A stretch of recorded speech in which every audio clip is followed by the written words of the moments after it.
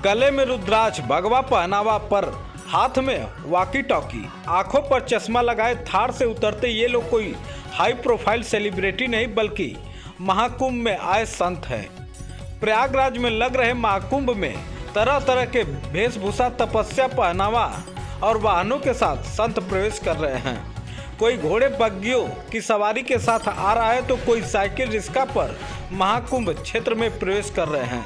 लेकिन इसी बीच हमें मिले थार वाले बाबा। इस महाकुंभ में स्वामी प्रकाशानंद और ललित जी महाराज अपनी अपनी थार लेकर पहुंचे। वहीं बाबा से जब थार को लेकर बात की गई तो बाबा का कहना है कि जब महाकुंभ क्षेत्र में सड़क आदि नहीं बनी थी तो उस रास्ते पर थार गाड़ी ही आने जाने के लिए सही विकल्प थी। सुनिए थार को लेकर क्या कह रहे हैं थार वाले बाबा। नहीं बनी हुई थी और अभी भी रोड बनने के बाद भी थार बहुत उपयोगी है, तो उसीलिए थार लेके चले। सभी गाड़ियां हैं, गाड़ियां कोई दिक्कत नहीं है, लेकिन थार यहाँ उस समय रोड बना नहीं था, तो धीरे धीरे बन गया। हम लोग नवंबर से यहाँ है ना, जब से शुरू हुआ तब से हम लोग यहाँ हैं। महाराज ये थार चलने का कारण क्या है?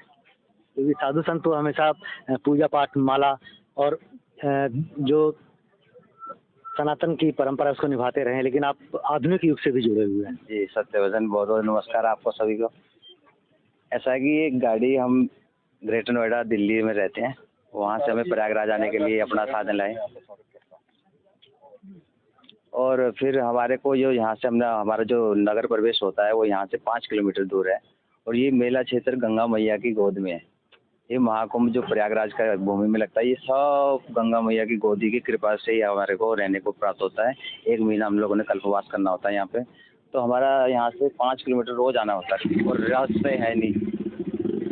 रास्ते है नहीं तो थार है, इसको तो सब जानते हैं कि कुछ रास्ते की जरूरत नहीं होती है, जहाँ जाए वहीं सीधा अपने आप रास्ता बना लेती है। तो इसलिए थार इसको कुंभ में लेके आए हम स्पेशल, इसके कि यहाँ पे कोई असुविधा ना हो। ओपी राजभर का नाम सुनते ही छूटी शिवपाल की हंसी। बता दें कि उत्तर प्रदेश के लखनऊ में एक प्रेस कॉन्फ्रेंस के दौरान ओपी राजभर का नाम सुनते ही शिवपाल यादव की हंसी छूट गई। ऐसा क्या हुआ कि बात करते करते शिवपाल यादव ने जब ओपी राजभर का नाम सुना तो इनकी हंसी छूट गई, जिसके बाद देखिए क्या नजारा था।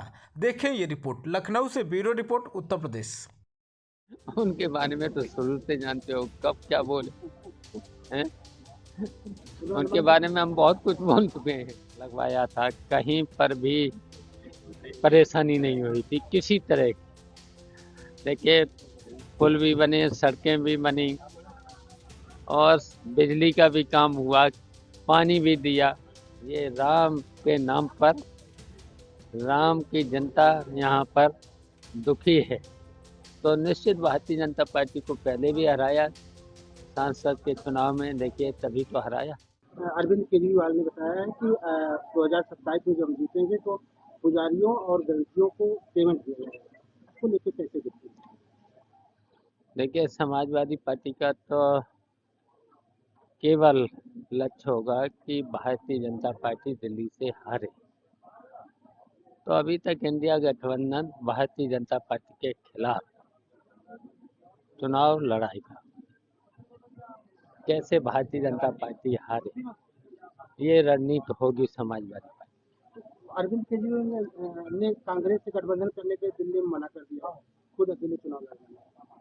लेकिन समाजवादी पार्टी तो भारतीय जनता पार्टी हारी, कांग्रेस का भी यही होना चाहिए, भारतीय जनता पार्टी हारे। भाजपा ने एक फोटो पोस्ट किया है कि दिखावटी हिंदू है अरविंद केजरीवाल को लेकर, चुनावी हिंदू है।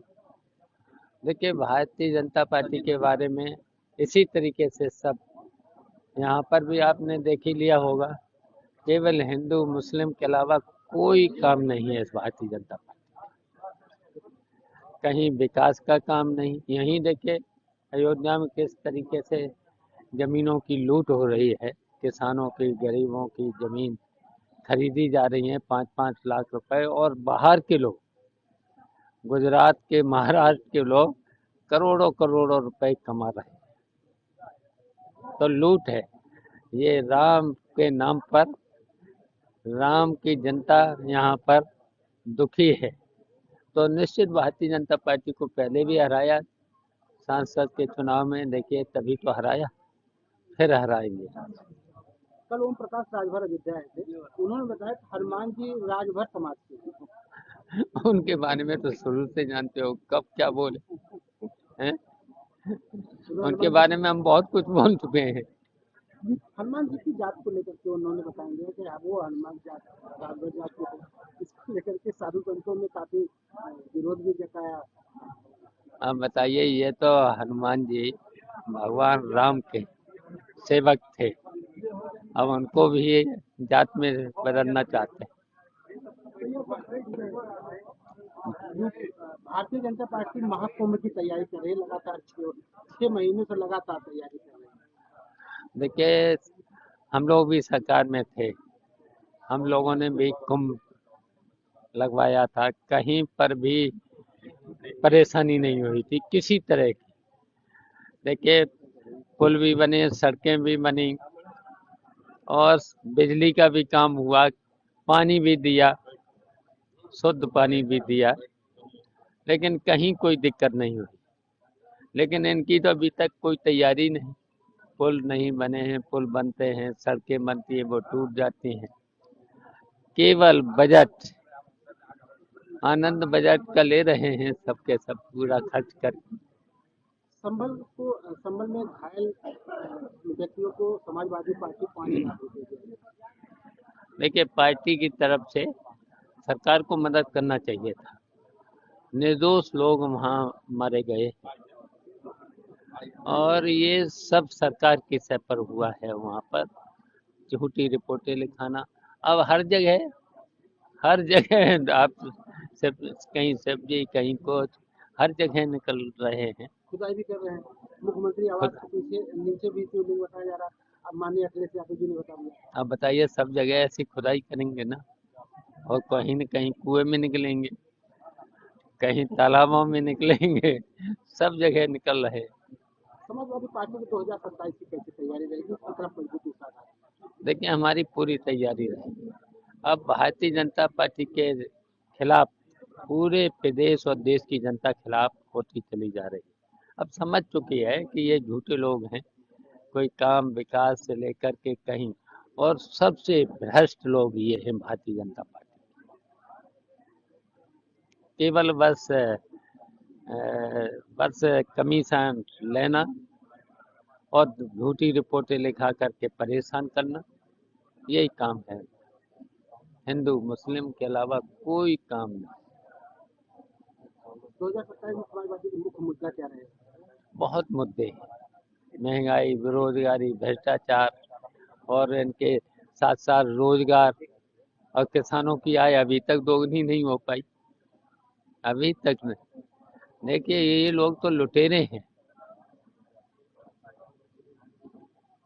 गरीबों की मसीहा कहे जाने वाले शिवपाल यादव जी का क्या रहेगा गरीबों को लेकर के, उनके मुद्दों को लेकर, बेरोजगारी को लेकर के कैसी तैयारी?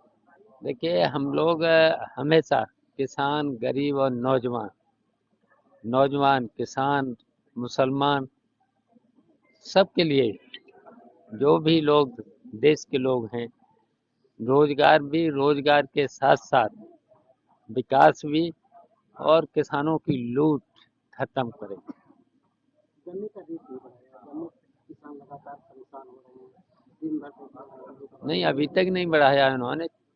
इनके केंद्र में तो 15 साल होने जा रहे हैं, यहाँ 8 साल हो